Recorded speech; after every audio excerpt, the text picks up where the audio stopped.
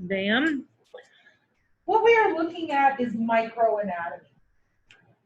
We're going to the most basic of structures, the atom. Now, this is not an organic chemistry class. Okay, some of you who have had to take biology or organic chemistry, this is not that. Okay, so don't panic. We're barely gonna be scratching the surface. We're going through just the most basic concepts. So for those of you who have taken some sort of a class in high school or even college, this is going to be very, very basic information. All right, anything that occupies Douglas, get on the wheel. Space has mass. This is called matter. Hey, you matter. Oh, come on, guys, that was funny. Really? Really? It's gonna be that kind of day, huh? All right, I see what I'm dealing with here. I see what I'm dealing with. All right, matter can exist in 3 different states: gas, solid, and liquid. Tell me something that can exist in all 3 states. Maybe not at the same time. Water. The reason why water can appear in these 3 states is because of the way that its bonds work. We're going to talk specifically about hydrogen bonds and how it gives it this kind of slippery property where it can, in fact, occur in all 3 of these states. I don't think this is shocking to anyone. Move you guys over here. So there are 112 known substances. They are arranged in a table called the periodic table. Now, here's what I am not going to do, and you are welcome. I am not going to be going into great depth of the periodic table. You're not going to have to reproduce it. In fact, I have a friend of mine, I don't know what to call him, my stepson. He's my significant other's kid. I've known him forever. A good friend of his is in some sort of aeronautic NASA space engineer program. I don't know. I don't actually know. But one of his classes for a pop quiz, they were given a blank periodic table and they had to fill out all of the information, including the numbers. So I'm like, yeah, hard no on that one. We have 4 major elements that we're going to talk about. And these 4 major elements are essential for life as we know it on this planet. I took a really interesting class free through edX on how to find habitable planets. And these are the 4 key things that we would look for. We need nitrogen, oxygen, hydrogen, and carbon. And in fact, carbon, we are carbon-based beings. A lot of our nutrients have a carbon backbone. We're going to talk more about hydrogen and oxygen. Well, that makes up water. We are about 65, a little more, % water. And then, of course, nitrogen. We are also nitrogen, carbon-based beings. And a lot of the amino acids that we take in, amino acids are the building blocks of protein. And they make up everything about us, right down to our basic DNA. DNA have these things called nucleotides. And the nucleotides are amino acids, and those all contain nitrogen. So those are our 4 major elements that we need to sustain life on this planet. At least life as we know it. I don't know, there might be some alien life that needs other elements. For us as humans, we need these 4 elements.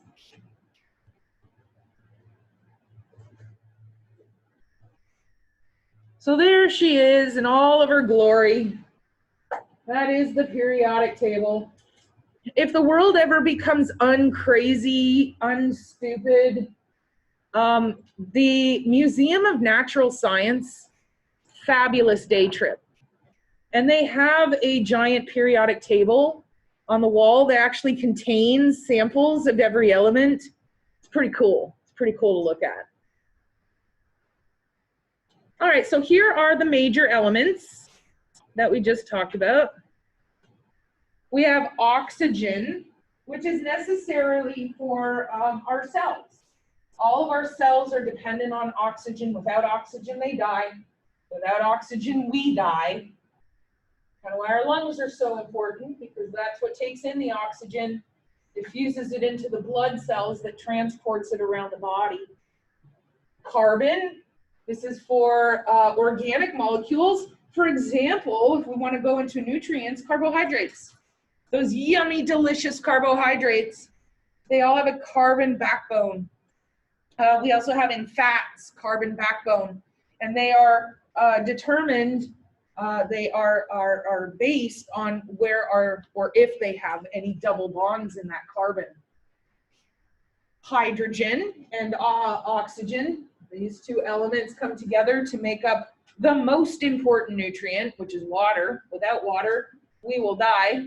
In fact, we can only live about 3 days without water before we start having irreparable organ damage. It's the creepy, weird rule of 3. I do call it the creepy rule of 3.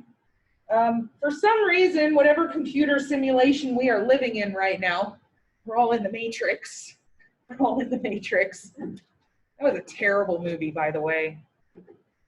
Unpopular opinion, I hated The Matrix. I couldn't even get through it. Keanu Reeves is a terrible, terrible actor. You're gonna have to fight me? Yep. Hey, but he's my countryman. He's a Canadian. Can't stand him. Can't stand him, can't stand it. Hard no. He has the acting range of a rock. He has the acting range of Ben Affleck. Prove me wrong. The only movie I really enjoyed him in, oh, look at the chat heating up right there. I can't see your chat. Can't see your chat. Anyway, we're in the Matrix. The number 3, for some reason, is really important in our world. This creepy number 3. A lot of our body structures come in 3s. We have 3 parts to our small intestine, 3 parts to our large intestine, 3 layers to your arteries, 3 layers to your heart. We also have the creepy rule of 3. You can live 3 minutes without oxygen, 3 days without water, 3 weeks without food. That's why the majority of those stupid survival shows, what's the stupidest one? What was that one? Somebody psychically connect to me right now. Who said that? Yeah, we're psychically connected. Naked and Afraid, stupidest one ever. But on average, how long are those survival shows, the length of time they're supposed to survive? 21 days, on average, 3 weeks. Because you can live 3 weeks without eating and not suffer any permanent damage. So these are the 4 major elements needed for life.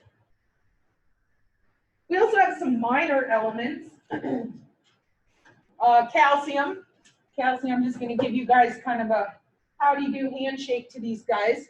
Calcium, well, if you've lived on this planet for more than a minute, you've seen a commercial. Calcium builds what? Strong bones. But it does a lot more than that. It also helps with muscle function. Without calcium, your muscles cannot contract. Without calcium, your blood cannot clot. We also have the second minor element called phosphorus. And in fact, calcium and phosphorus have to be maintained in a 1-to-1 ratio within your body. If we go off of either one of these, if you're like, I want to have like adamantium bones, like Wolverine, for those of you who have no idea what I'm talking about, I want to have super, super strong bones. So I just start downing calcium supplements. That is in fact going to weaken your bones, because now I don't have that 1-to-1 ratio, 1-to-1 BFF. So I have to start sucking phosphorus out of your bones to match it and give that 1-to-1 ratio. So calcium and phosphorus, we usually talk about them together. Potassium is my favorite element. Of course, I have a favorite element. Potassium is super important for your nerves to send messages to each other. In fact, those of you that have been in some sort of biology or anatomy or even organic chemistry, perhaps, have heard of the biological sodium-potassium pump. We're going to talk about that later. But potassium, super important to send nervous messages along. It's also the element that we are going to use next term in nutrition for the perfect murder. They said it couldn't be done, and to those people I say nay, nay. I have in fact come up with the perfect way to murder someone. Untraceable, never going to get caught, and completely theoretical because I just now remembered that I am being recorded. So it is completely theoretical. I do not advocate murder. Sulfur, this is going to be a component of most of our proteins. So when we break down those proteins, we do have this byproduct of sulfur. Sodium and chloride. We also have sodium being very important in the transmission of nerve impulses. You can't have a sodium-potassium pump without sodium and potassium. It just doesn't work. And then we usually talk about sodium with chloride because they are really kind of buddied up. They are really likely to bond together because sodium has one electron that it needs to get rid of, and chloride needs one electron in order to satisfy itself. And by donating and receiving, they become best friends. They have a mutual attraction, and that's how we get sodium chloride. What is sodium chloride? Table salt. It's just table salt. Finally, we have magnesium, and this is going to be really important for us to use our energy-producing nutrients.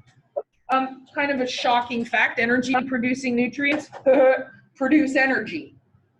And the energy that we are taking in with those nutrients is getting everybody to be paid. Remember, everyone gots to gets paid. Every tiny cell in your body gots to gets paid. Magnesium is going to help us take that energy and put it into a usable form. So those are our minor elements. You guys are furiously writing. I'll give you a minute. It's a medical term for cheek. Bucco or bucco, whatever one you want to say, I don't care. They're both correct. How about tongue? Lingual. Give me another one.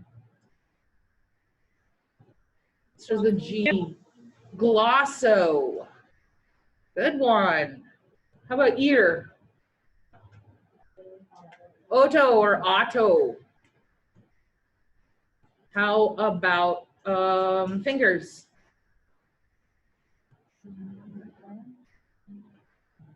These are known as phalanges. We can also call them digits. Good job. This is a list of our trace elements. These are found in minute or very, very small amounts within our body, still super important. And there's several that we are going to be talking about specifically next term when we get into nutrition. We're going to talk in detail about iron, manganese, copper, cobalt, zinc, selenium, and iodine. Those are all super important in the companion animal diet. What is the first one? The first one says silicone. Thank you. You're welcome. I know that red is a little bit hard to read. Do we have to these memorize and their functions for this test? Nope. You do not. You do not.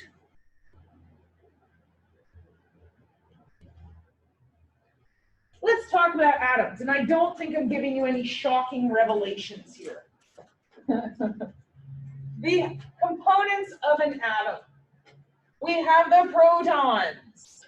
Does anyone happen to know what charge the proton is? Positive. Yeah, proton, positive. Where is the proton located? In the nucleus. Neutrons, tell me the charge. Yeah, they're neutral. Neutrons are neutral. Where are they located? Generally in the nucleus. And usually,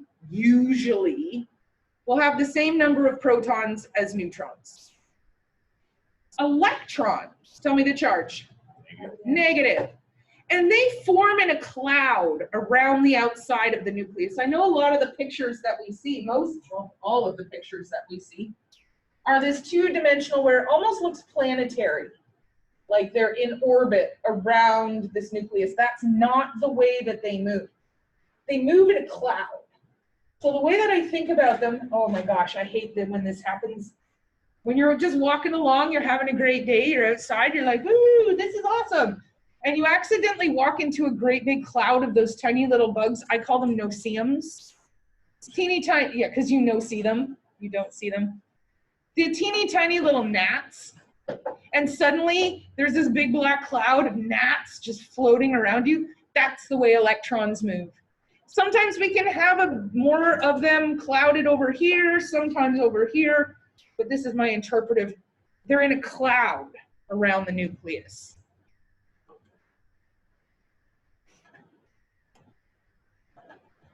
So as we just said, this is not shocking revelation type material. Protons and neutrons are found in the nucleus. Now, put a little star beside this. I'm going to ask you this on a test. Protons and neutrons determine the weight.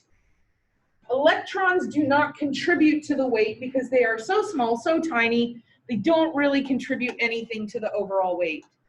The atomic weight of this atom is determined by the protons and the neutrons. This is a fantastic multiple choice question. Which of the following contributes to the atomic weight of an atom? That is probably the exact wording I'm going to use. So now everyone will get one on the correct on the next test. Protons are positive, neutrons are neutral.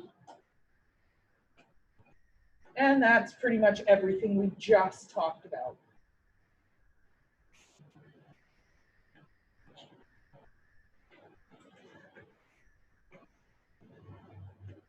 It's a medical term for your wrist.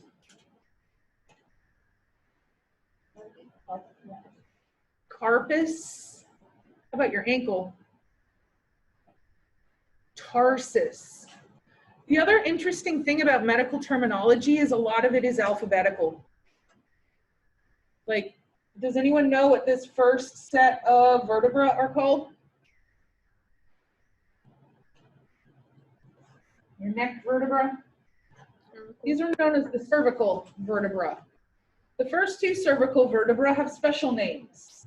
Anyone want to guess? Or I can just tell you. The atlas and the axis. Again, they're in order alphabetically. A lot of the structures are in order alphabetically, head to tail. Carpus, tarsus. They're alphabetical, head to tail. That's not always the case, but it's a good rule of thumb if you're trying to remember terms that sound similar. Our electrons are found in clouds around our nucleus. They do have a negative charge. And we have these shells of electrons. In the first shell, we want to have 2 electrons to fully satisfy, to be fulfilled. I really do. I anthropomorphize everything. Does anyone know what anthropomorphize is?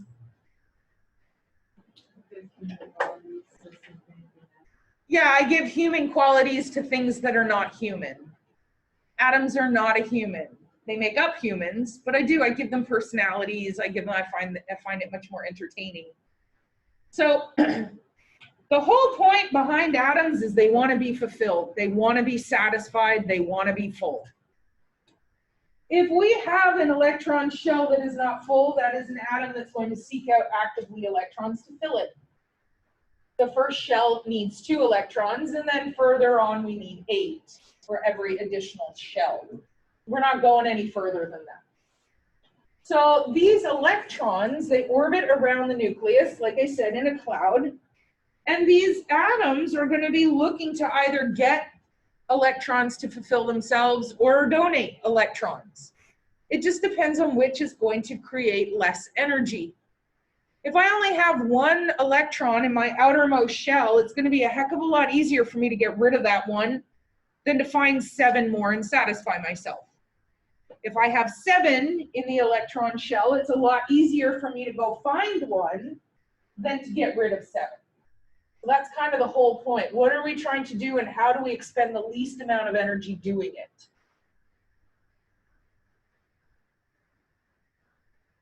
Picture.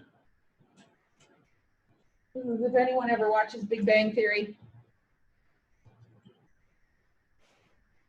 Do I have any Office fans? I do have to ask. The Office. Any Office super fans? Anyone seen the entire series more than 7 times? Really? Yeah. Yeah. You have, thank you. I appreciate you. Have you heard of Prison Mike? Yeah, Prison Mike, he's a big meme right now. Prison Mike, the worst thing about prison, well, I got a mask. I just bought, I'm so excited, I cannot wait for it to get here. It has a big picture of Prison Mike, and it says the worst thing about quarantine was the Dementors.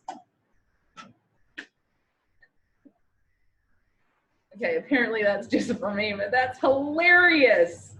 And I can't wait for it to get here.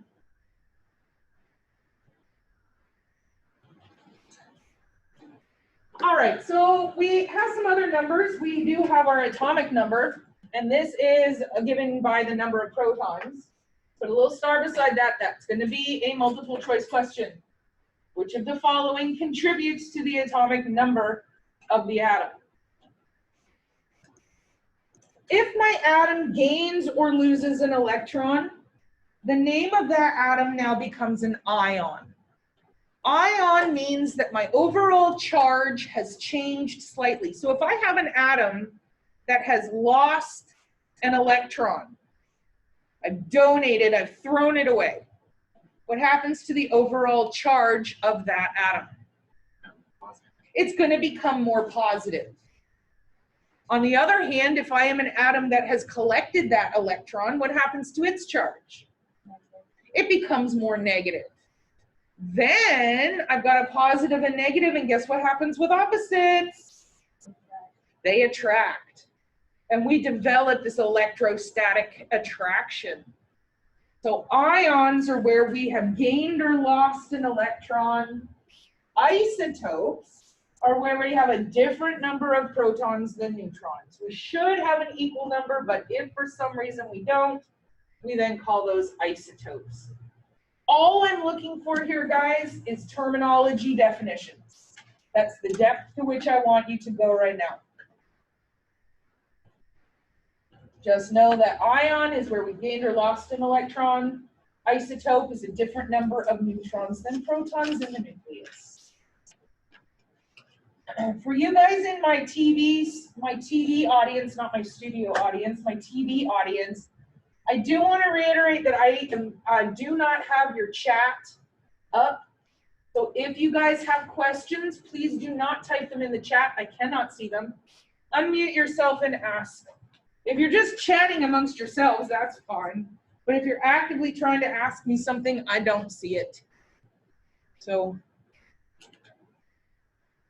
any comments, questions, concerns so far? Everything red up there is going to be like a multiple choice question. So everything in red is just a definition that I would expect that you know for testable material.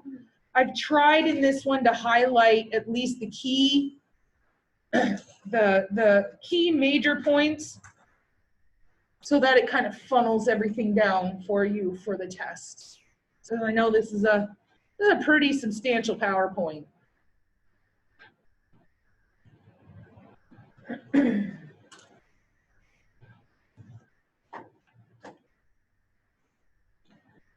Picture, there's our four major elements we just talked about: hydrogen, carbon, nitrogen, and oxygen.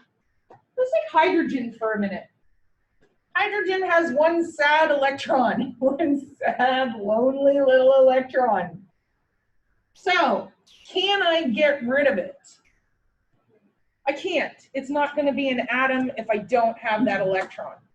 So, hydrogen is the one element that can never donate. It can only ever receive. Because how many did we say needed to be in this innermost shell? Two. And so he can never ever donate. He always has to accept one. Because if he donates one, he's no longer an atom. And we don't want him to lose his identity. We just want him to become balanced and satisfied. I am not going to have you reproduce these pictures. I am not going to ask you the overall numbers of these four elements. This is just simply for my visual learners to be able to see the shells and see the configuration of where the components are.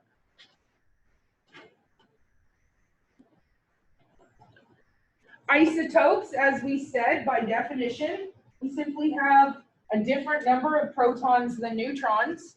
And again, that's the depth. I'm not going to have you replicate or explain to me what's the difference between carbon-11 and carbon-13.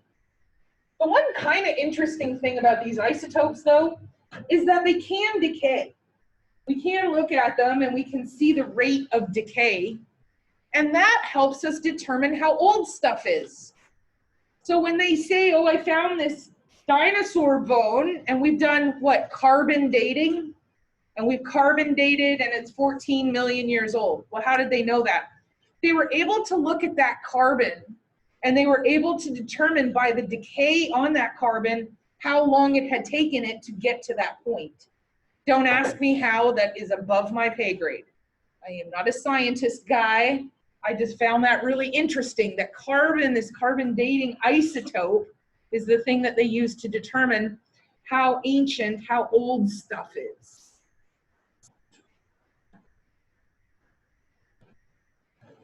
So again, here's just a picture from my ion. Ion is where we have gained or lost an electron. Here we have sodium. Sodium, you can see, only has one little electron on the outermost shell. We want 8 to balance and satisfy ourselves. So it's a whole heck of a lot easier to just ping that one off than to go find 7 others to satisfy the shell. So sodium is most likely going to be donating his electron. And then that gives him an overall more positive charge. Does all of this make sense? Am I going too fast? Too slow? Everybody's on the bus? Fantastic. Yesterday, when you were describing the slide before this, you were saying that the electrons were what made up the atomic number. I don't know if you misspoke or I just wasn't understanding it correctly. I must have misspoke, because it's actually the number of protons that gives the atomic number. The electrons really don't contribute anything to any of the numbers on the periodic table.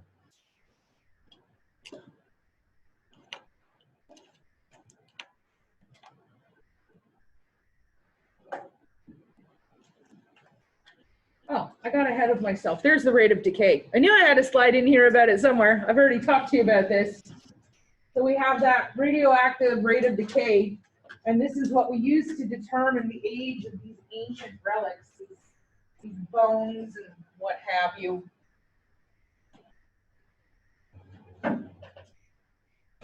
So when they go up to the Arctic and they take those ice cores, and they can determine how old the ice is, it almost looks like rings on a tree. Yeah, I wish they'd stop doing that, because they are now finding viruses and stuff that have been laid dormant for like millions of years. Yeah, let's reanimate that. That seems like a great idea right now. Fantastic idea.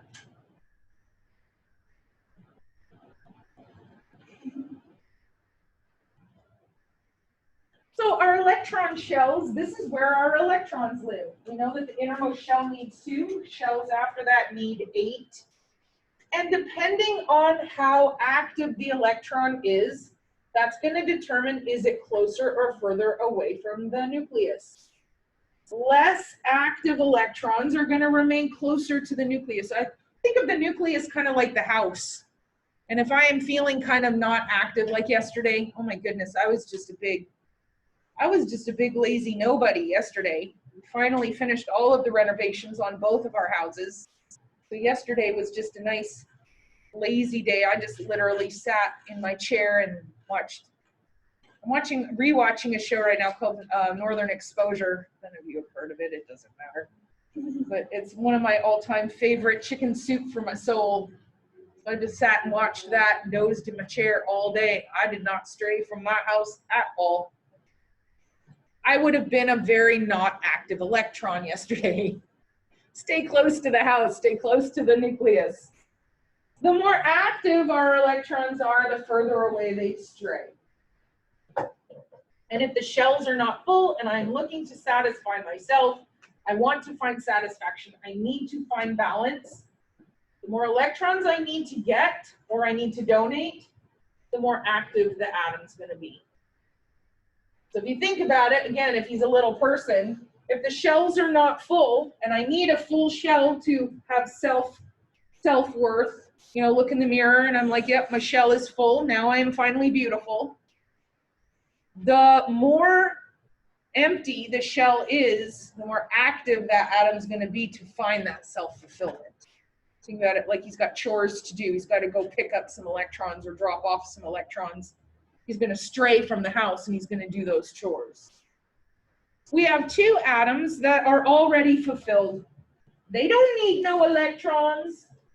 They are strong, independent atoms. They don't need nobody from no one. And that's going to be helium and neon. Their outer shells are already full, which means they're not seeking to get rid of anything. They're not seeking to pick up anything. We call these chemicals inert, meaning that they're just happy. They don't need anything. They're satisfied with their life. Their path is set, and they're good to go. Oh, to be inert. I would like to be inert. That would be fantastic if I was inert. Just never needing anything, have everything I need, never have to worry about picking stuff up or dropping stuff off. Oh, what a life it would be to be a helium or a neon.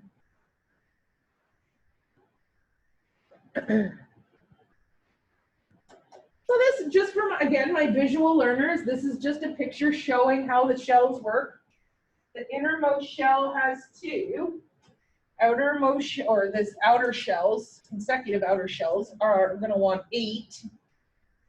And that's what we're looking for in order to achieve self-satisfaction. So there's our helium, inert. He's already got 2. He doesn't need anything. He doesn't want anything. He's just happy, satisfied with his life.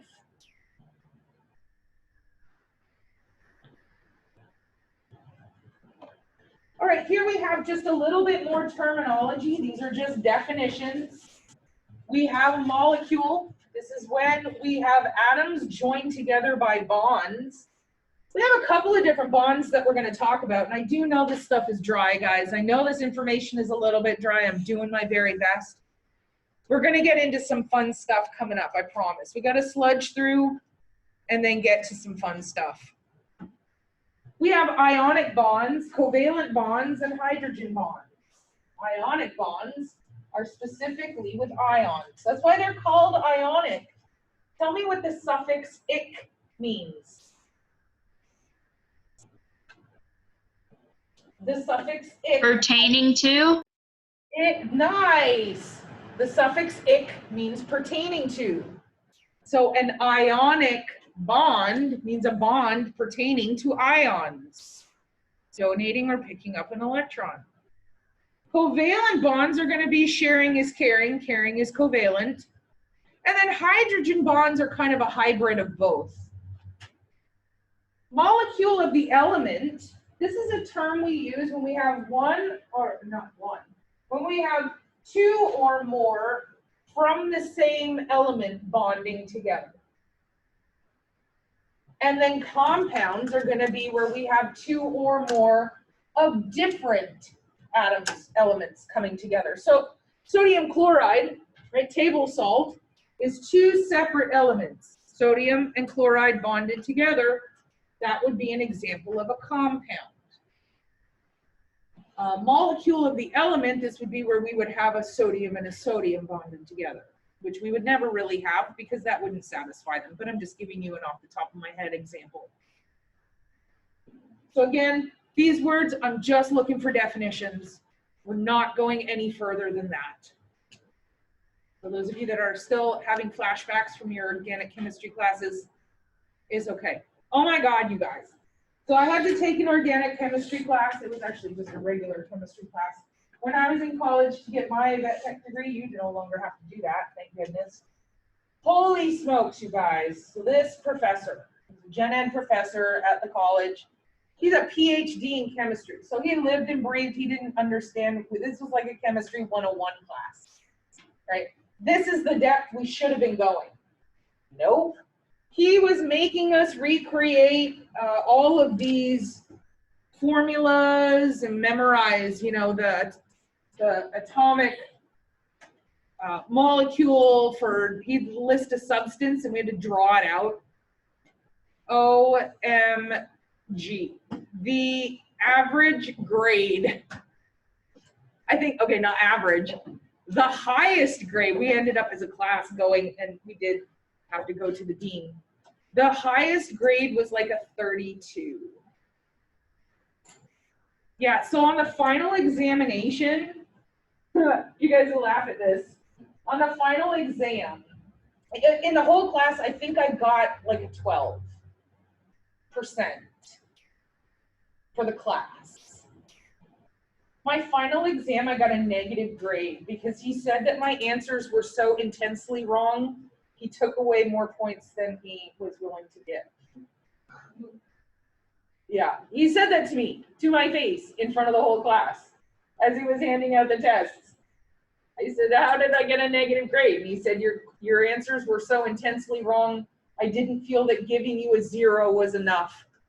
I needed to take away more points than a 0. That did not make me feel good, guys.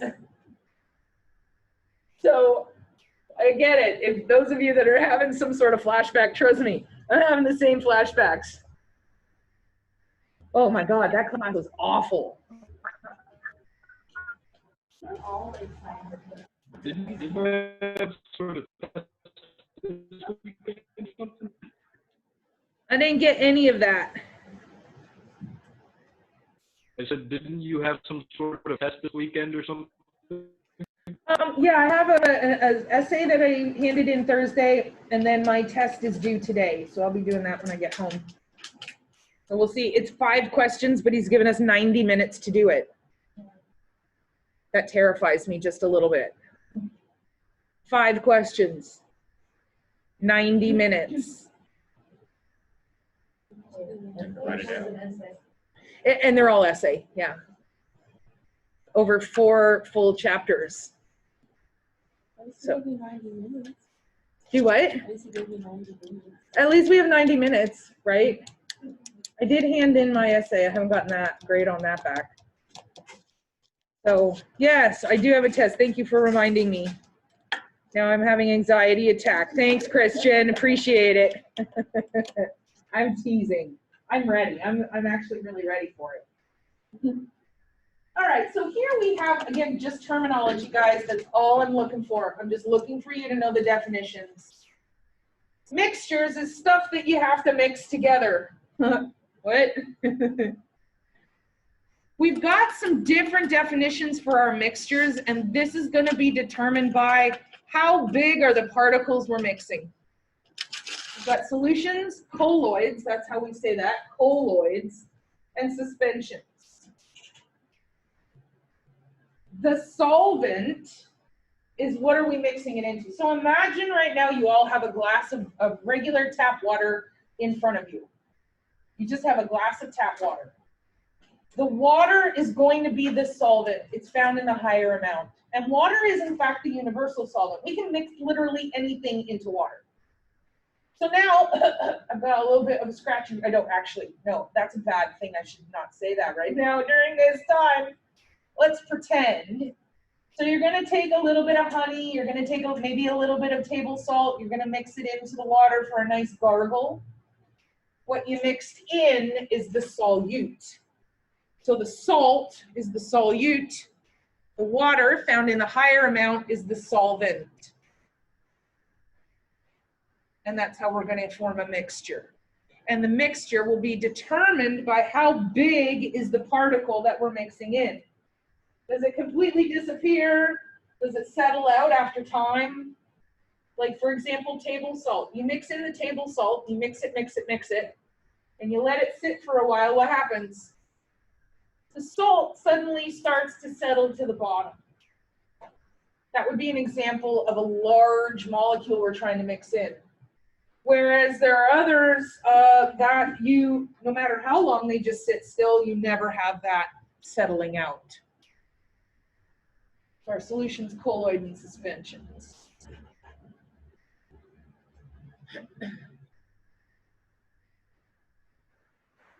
Here's an example of a solution. If you happen to drink this mineral water is gross, by the way, absolutely disgusting. But no matter how long it sits on the shelf, no matter how long it sits in your fridge, we never get any settle. This is an example of a solution. The particles that we have mixed into the water are so small, they do not settle, and they don't scatter light. What I mean by scatter light is when I look at this bottle, it's still clear. It doesn't look cloudy. I don't see any particulates in it. It's still a nice, clear water. That's telling me that whatever I've mixed into this, the particles are so small, they don't affect the light, and they don't settle out. That is an example of a solution.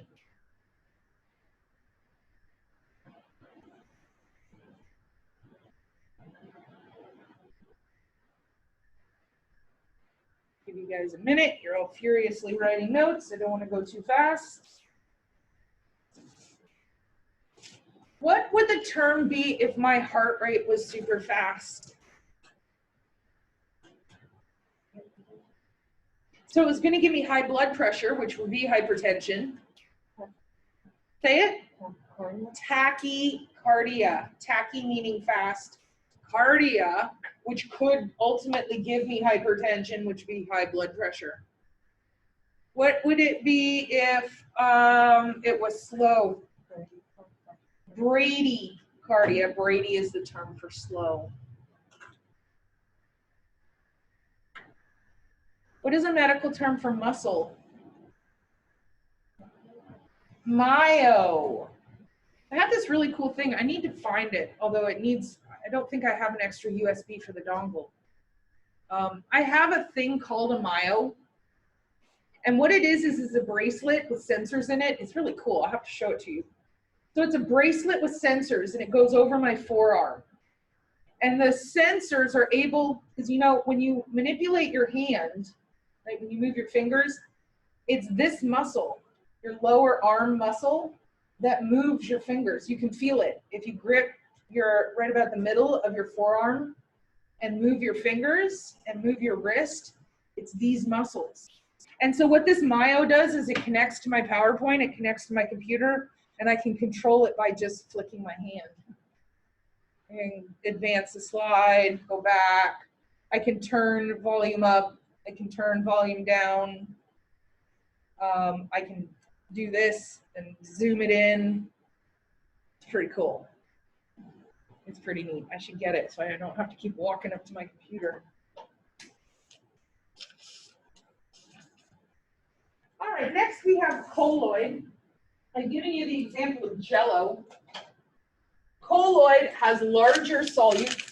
Now these are not going to settle, but they do reflect light. The other thing about these colloids is they can go back and forth from solid or semi-solid to liquid. Jell-O is a wonderful example of this. I take the Jell-O powder, I mix it in the water, I mix it up, I put it in the mold, and I set it in the fridge, and I get this semi-solid state. But then I take that Jell-O to the picnic, and I set it on the picnic table, and it's 120 degrees in the shade. What happens to my Jell-O after about, a minute and a half? It's gonna liquefy. So it can convert between solid and liquid, but the other thing is the Jell-O powder is never going to settle out. So even though we have reflected light, I can't see through this, right? I can't see, it's cloudy, can't see my hand on the other side, but it can convert between solid and liquid. Where does this matter in veterinary medicine? Colloids are something you're going to be talking about when you get into clinical pathology with Ms. Regalia. Colloid is an intravenous fluid that we sometimes use that helps to expand plasma. Plasma is the fluid portion of your blood that helps you clot. And sometimes if I have decreased volumes of plasma for whatever reason, I can give a colloid which helps to expand the plasma, increasing my blood pressure, decreasing the volume of work on my heart, and helping the animal clot. So you're going to definitely be talking a lot about these colloids when you get to there. Finally, we have our suspension. Suspension is the largest of the particles. They do reflect light, you can't see through it, and they are going to settle out. Blood is a wonderful example of a suspension. When I draw blood from you, and I put the blood in the tube and I let it sit for a bit, the blood really is just cells and fluid. That's all blood is. The cells being very heavy are going to settle out to the bottom, and the fluid is going to settle to the top. That's an example of this suspension. The particles are so large that they are suspended in the solvent.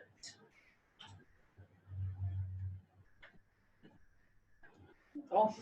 Definitions.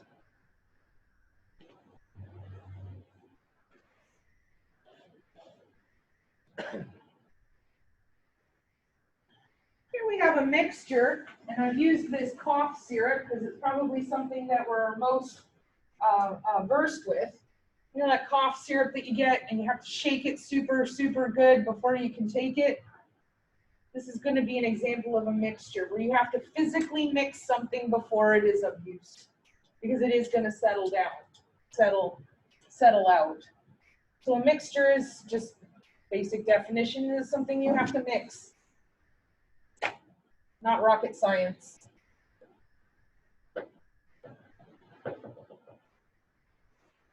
And then finally, our last definition are compounds. This is when we take two substances and we are going to chemically bond them together. I've used this particular picture because in veterinary medicine, oftentimes we will use what's called a compounding pharmacy. They have compounding pharmacies all over the city. If I have two different types of medication that are complementary to each other, meaning they enhance the action of each, instead of giving two medications to Fluffy, what I can do is have them chemically bonded together and just give one pill with both medications in it.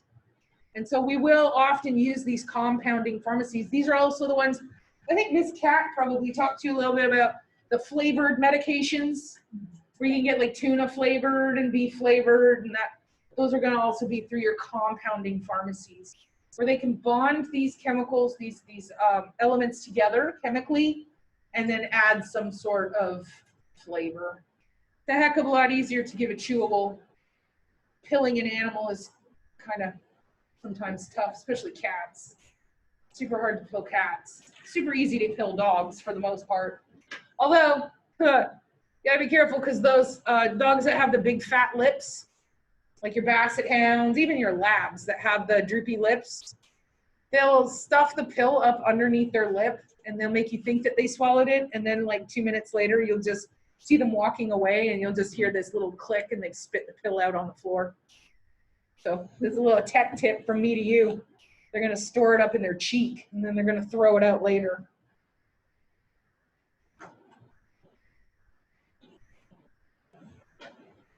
All right, let's talk a little bit about the different bonds, our chemical bonds. How do we get these things sticking together? We have 3 different types of chemical bonds. We have covalent bonds. The way I remembered covalent is sharing is caring, caring is covalent. Sharing is caring, caring is covalent means that they are sharing electrons. I'm not donating, I'm not receiving, I'm simply holding hands. It's the atom version of a handhold. We're just gonna hold hands and we're gonna share. Ionic bonds is where we are donating and we are picking up. What that's doing is it's changing the charges opposites attract. And finally, we have our hydrogen bond, which is kind of a hybrid of the two. We're actually using both covalent and ionic properties in order to have a hydrogen. And I do have some pictures coming up. So those of you that are furiously trying to write every word out of my mouth, don't. It's okay. I got you. I got you. No worries. Any comments, questions, concerns? I feel like I'm moving really fast. Are you guys okay? Everybody's fine? Are you really fine, or are you just like, stop talking to us? We want to go back to sleep behind my open eyeballs. I know it's Monday. Are you guys excited to get your scrubs? I'm excited to see you in your scrubs. It means you're actually official. You're going to be true blue VTI students. That's pretty exciting. Why do we have to wear them with like the animals on here though? Because that's part of your uniform. We're just trying to, number one, make you look like a cohesive part of the school Yeah. and get you used to wearing a uniform every day, because that's what you're going to have to wear when you get into clinic. So, and it does. It just makes you look and feel like you belong. It also makes it much easier to determine if there's somebody here that shouldn't be here. So it's kind of like having a student ID around your neck. I know you're supposed to be here if you have your scrubs on. So that's why. And honestly, they're super comfy. It's like wearing jammies to school every day. Now that I'm finally not stretching out mine so much, got a ways to go. It's only been a week, but yeah, they're way more comfortable now.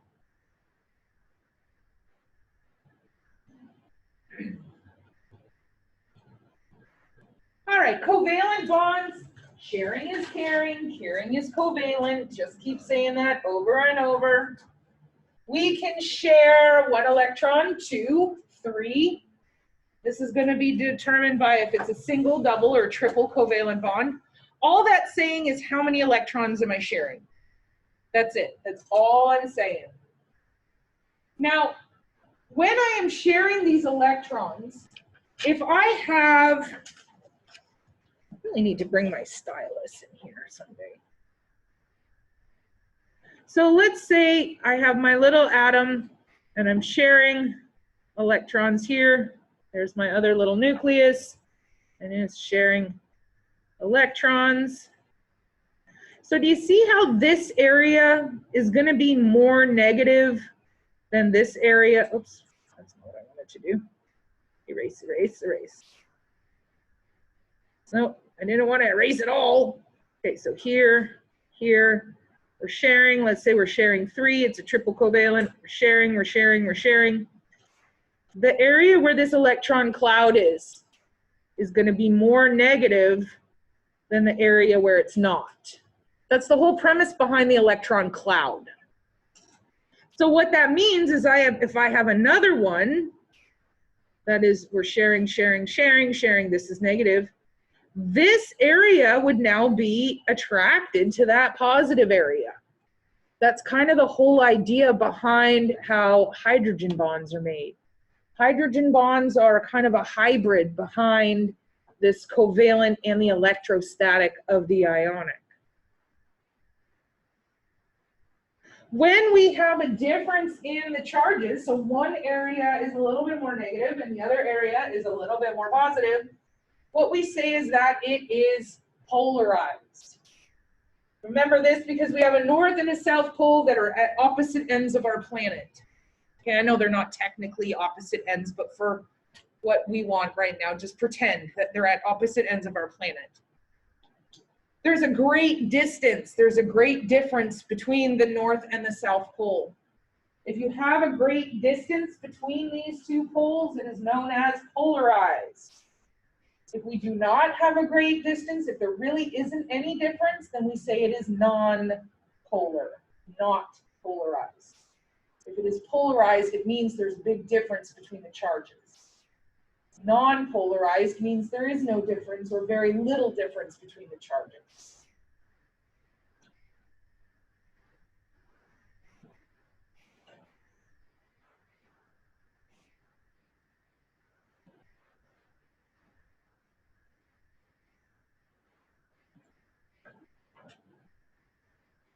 Here we have an example.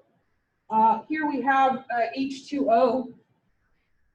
So here I have my little hydrogen who wanted one, my other little hydrogen that wanted one, and we're going to share.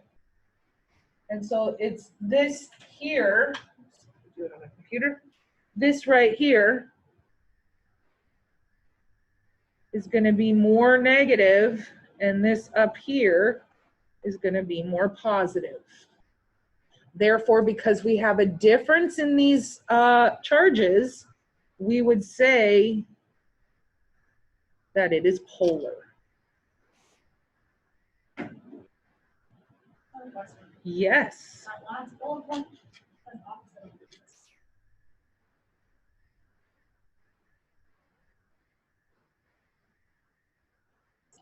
Oh, it does say the exact opposite. Which, this I'm gonna have to change.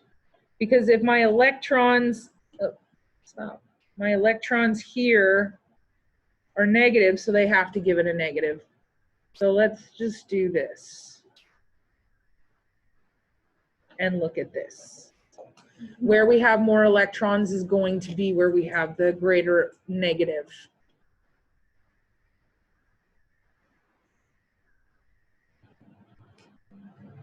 And I think what this is actually saying, and I know this is going to confuse you guys, where it's saying that it's a slight positive charge on the hydrogen side, it's referring to here.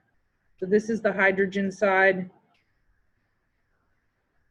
This is the hydrogen, hydrogen. This is the oxygen side.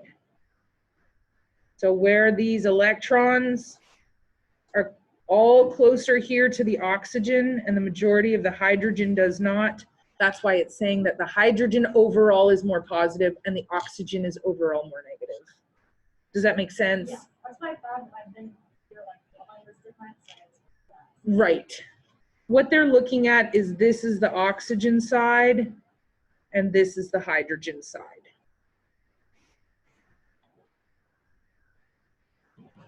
Oh, I did want to mention this. So for you guys that are going to go home and you actually have been just sleeping with your eyes open and you're like, I don't remember a single word that she said today. Obviously, I'm going to upload this to YouTube. But the other thing that I've done for you guys is if you go to my website, and you'll note if you've been there, on the A&P tab, if you hover over it, there's a little drop-down menu. There's a little drop-down that says helpful videos. And I have gone through and I have vetted a whole bunch of really cool, very basic videos so that if you're having trouble with one of these concepts, I've got videos on the different bonds, I've got videos on atoms, molecules, etc. And I've already gone through and watched them so that I've taken all the guesswork out. And so if you want to go back and you don't want to sit through an entire lecture, these are just little 5 to 10 minute videos. There's one guy, I love him desperately. His name is Mr. Ford. Mr. Ford's class, it is just very basic. I also have some from Bozeman Academy. I've got some crash courses on there. And so you can go online to my website and you can see some review videos if you need to have just a little refresher on any of this information. Ionic bonds, as we said, are formed when we are gaining or losing an electron, which is overall changing the charge. And that means that opposites attract, we end up with this electrostatic attraction. Let me give you an example of this. So, electrons. Electrons, yes, they are found in our atoms. But you know you have electrons. There are electrons in here just flying around free right now. Like there are clouds and clouds and clouds of electrons just free floating around. And if I scoop up a bunch of those electrons and I get them super happy, excited, they'll stick to me and they will change my charge to an overall negative charge. I happen to be one of those people that is super easy to scoop up free electrons. I'm willing to bet some of you are as well. If I scuff my feet and suddenly I'm stirring up all these electrons and they're getting very excited and they're getting very excited, and I have more and more and more, I've now changed my charge to an overall negative charge. What happens if I touch something positive or neutral? I'm going to get a shock. It discharges the electrons. It gets them all excited. Now they're all excited and they're not sure where to go. What are we supposed to do? We're super excited. I'm going to touch something and it's going to discharge those electrons and give me a shock. A great example of how this electrostatic attraction works is you take a balloon, you rub it on your head, And what you're doing is you're taking these free electrons and you're getting them super, super duper excited. You take that balloon and you put it on the wall, what happens? It sticks because now I've made the balloon more negative. The wall is more positive. Those opposites attract. No different than if you forget to put your laundry softener, your fabric softening sheet in your dryer. And then you've agitated, you've agitated, you've agitated. What happens to your clothes? They'll stick together. You get socks, underwears, you pull them off, you can hear the crackle of the electro bond being broken. That's electrostatic attraction. That's exactly what we're talking about here.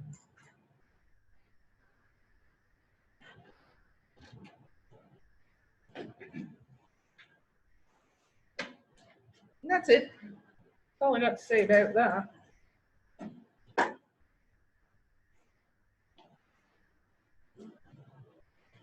Picture. There's my sodium donating. There's my chloride picking one up. My sodium needs one to get rid of. My chloride has one it needs to pick up. And now we've changed the charges and they are attracted to each other. And they are attracted no different than the sock on your leg. That's exact, or the balloon on the wall. That's exactly. And if I try and break them apart, guess what happens? I release energy just like me touching the handle. I'm gonna get a little pop of energy. Here's another picture for you little visual learners. And finally, we have our types of ions. You have your positives, which would be our sodium after we've donated. It's going to be a cat ion. It's kind of funny, the vernacular, because in Canada, we are taught that this is said cation. It's a cation and an anion. And so when I first started teaching, I would say the cation, anion, and no one knew what I was talking about. So they're like, Miss Hop, it's cat and an ion. Fine. That's one I can change for you. There are some other words I just can't. I can't do it. Like vitamins. I'm sorry, guys. It's going to drive you insane, but that's how I say it. Advertisement. How does advertisement? An advertisement. Yeah, I need to start teaching you guys a little bit of Canadian, I think. Oh, geez, eh? Go to the Timmy's and get me a double-double. Pick up a 2-4, sit on the Chesterfield cooler, then a pom-pom on your toque. Right? Yeah, that all actually meant stuff. It did. That all meant stuff. All right. We're going to pick it up here on tomorrow, you guys. We're going to talk about hydrogen bonds.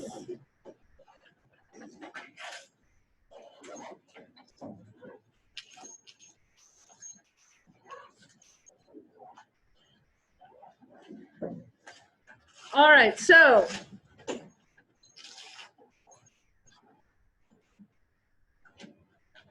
Christian, just to clarify, polar means there's a difference between the charges. Non-polar means there is not a difference between the charges. The bigger the difference, the higher the attraction. So when we say it's polar or polarized, there is a big difference. Non-polar means there's no difference. All right, comments, questions, concerns. Again, I know this stuff is dry, guys. Stay with me. We're going to get through it together, and we'll get to some more interesting stuff, I promise. I absolutely promise. You guys are troopers today.